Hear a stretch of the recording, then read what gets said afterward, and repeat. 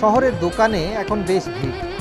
পুজোর মুখে ছুটির দিনগুলোয় পোশাক আশাকের দোকানে লোকজন যেন উপচে পড়ছে। বিশেষ করে শাড়ির দোকানগুলোয় ভিড় আজও কমেনি। ইদানিংকালে তেমন লক্ষণও দেখা যাচ্ছে না। বাঙালির প্রিয় শাড়ি যারা তৈরি করেন তারা এই সময়টায় কেমন থাকেন সে ব্যাপারে একটা আগ্রহ ছিল অনেক দিনেরই। সুযোগটা এবারেই এসে গেল।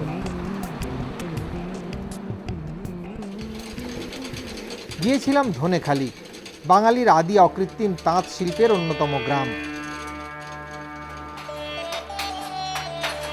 পুজোর মুখে জোর কদমে কাজ চলছিল গ্রাম জুড়ে।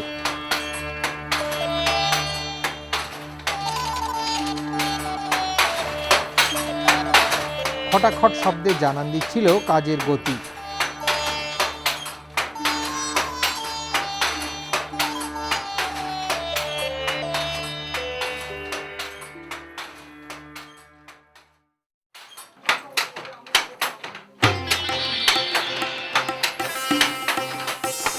রঙের খেলা, সুতোর খেলা, খেলতে খেলতেই তৈরি হচ্ছে মহার্ঘ ভূষণ। হরেক নকশা, হরেক ছাঁচের শাড়ি।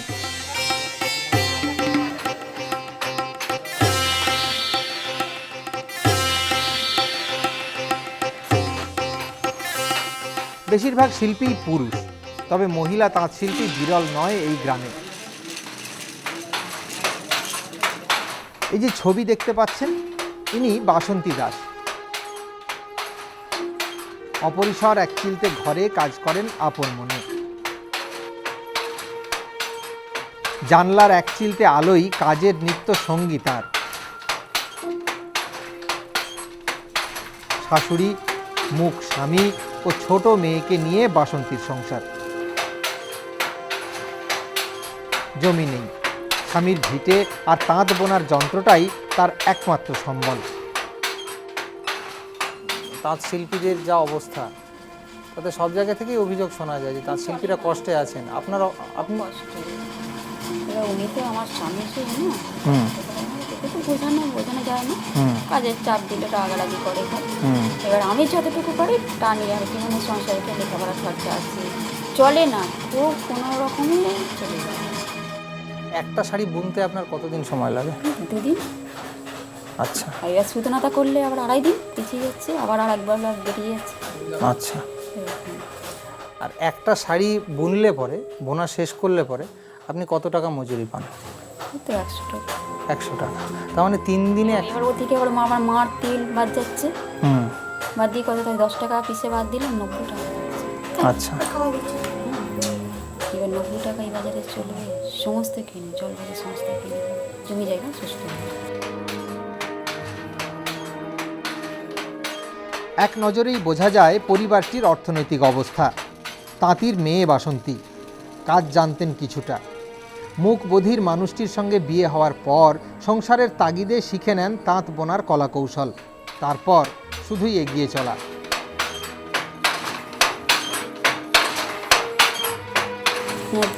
আমি বিয়ের আগে একটু জানতাম আর কি, বাবার বাড়ি খুবই কষ্ট।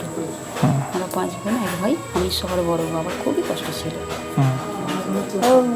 মানে ওর বাবা কথা বলে না বলে অনেকেই বলেছি যে তুমি কোন পর্যন্ত লেখাপড়া জানো, কিন্তু আমার বাবার আর্থিক অবস্থা, অভাব, সংসার, ভাই বোনেরা ছোটো ছোটো, এটা তো শিখে এখন সুযোগ হয়নি আর কি। তবে এখানে এসে আমি তাঁতটা বুনি। বাবার বাড়িতে সুতো কাটতাম, এখানে এসেই তাঁতটা ছিল না, যে সংসারে আরও অভাব দেখা দিচ্ছে, ও একা পারছে না, আবার তাঁত শিখলাম। তাঁত শিখে এবার দুজনে তাঁত বুনে এটা দুপুরে উঠে। বসন্তকালে জন্ম হয়েছিল, বাবা তাই নাম দিয়েছিলেন বাসন্তী। মনে পড়ল দুর্গাপুজোও একসময় বসন্তকালেই হতো, বলা হতো বাসন্তী পুজো। পরে রামচন্দ্র অকাল বোধন করেছিলেন শরৎকালে।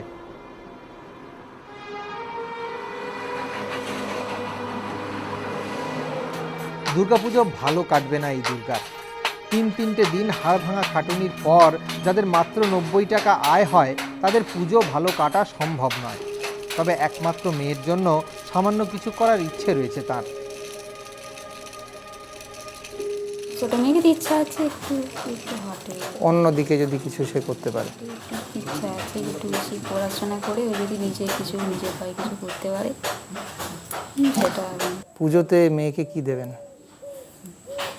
মেয়েকে ওই তো পরে একটা জামা দেওয়া, এই বছর খুব কষ্ট, মেয়ে ছেলে একটা বাচ্চা মেয়ে, খুবই কষ্ট। মেয়েকে বলছি আমি দিতে পারছি না, মেয়ে বলছি মা কিছু দেবে না, ওদেরই একটা জামা দেবো আর কি। আর আপনি নিজের, হ্যাঁ,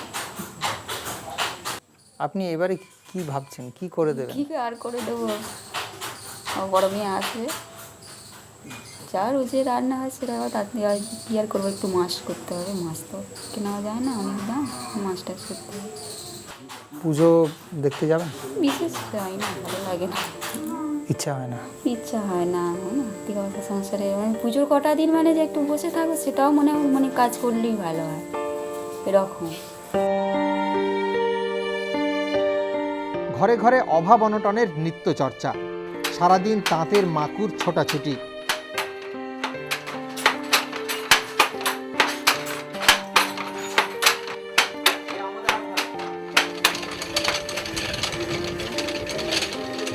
সুতো কাটা, রং করা আর সুতোর সাজানোর হরেক তৎপরতা।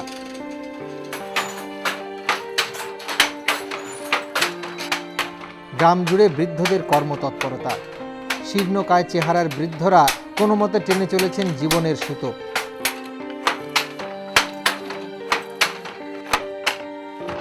নবীন প্রজন্মের কাছে এই পেশা আসলে পণ্ডশ্রম। গ্রাম জুড়ে তরুণ প্রজন্মের কাউকেই এই পেশাতে দেখা গেল না।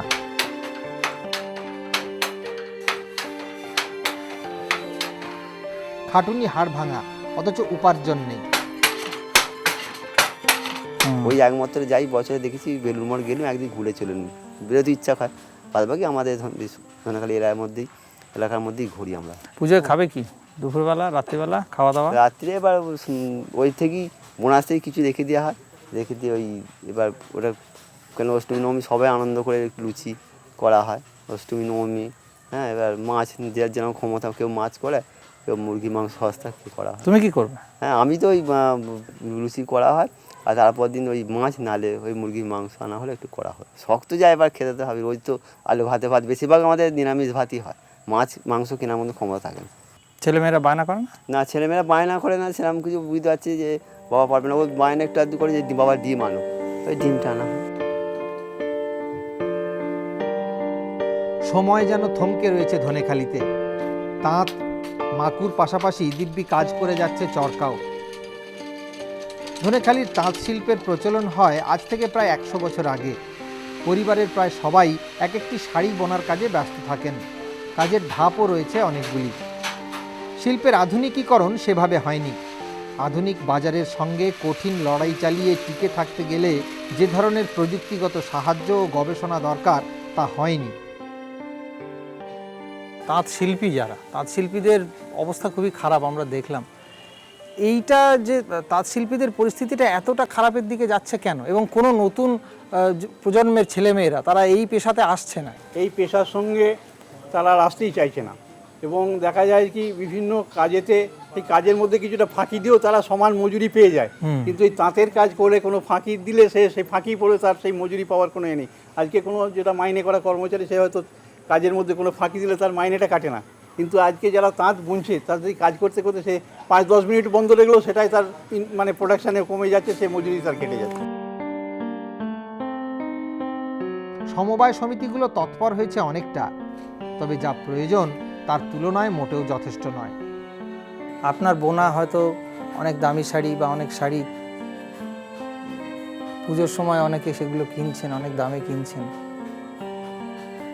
আপনার নিজের কখনো মনে হয় না যে এগুলো কারোর হাতে চলে যাবে? কষ্ট হয় তো, খুবই কষ্ট হয়। আমরা যে তৈরি করে বললাম না 400 টাকা ছেড়ে দেবো, 400 টাকা খেয়ে দেবো, ওরা তো আরও যেতে পয়সা পাবে, কিছু কারণ এর থেকে বেশি তো দেবে না।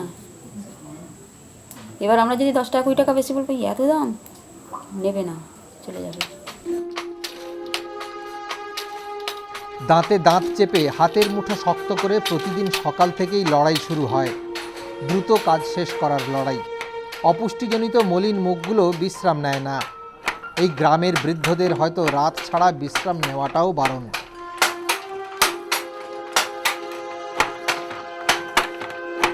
এদেরই হাতে বোনা শাড়ি চড়া দামে বিকয় বাজারে। যারা কেনেন তাদের পক্ষে জানা সম্ভবও হয় না কারা কিভাবে তৈরি করেছেন এই মহার্ঘ বস্তু। মূল দামের অতি সামান্য অংশই এসে পৌঁছয় শিল্পীদের হাতে। এই ট্র্যাডিশন বদলের সম্ভাবনা আপাতত নেই। আর নেই বলেই ধনেখালির বাসন্তীরা পুজোয় দুর্গা দর্শন করে সময় নষ্ট করেন না, বরং হাসি মুখেই পরিস্থিতিকে স্বীকার করে নিয়ে আবার নতুন করে শাড়ি বুনতে বসেন, কারণ সেটাই তার জীবনের মূলধন।